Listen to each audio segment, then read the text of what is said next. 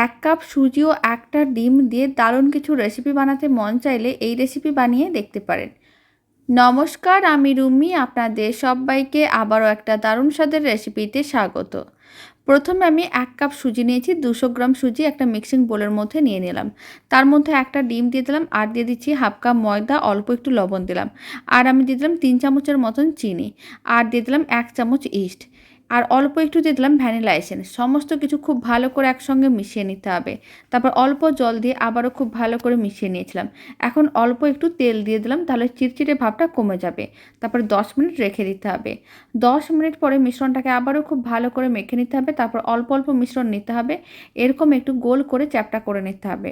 সমস্তগুলো একইভাবে রেডি করে নিয়েছিলাম। এখন গরম তেলের মধ্যে দিয়ে দিলাম, আর উল্টে পাল্টে এইভাবে একটু লাল লাল করে ভেজে নিতে হবে। তাহলেই রেডি হয়ে যাবে দারুণ স্বাদের এই রেসিপি। বাড়িতে বানিয়ে দেখতে পারেন, খেতে বেশ ভালো হয়।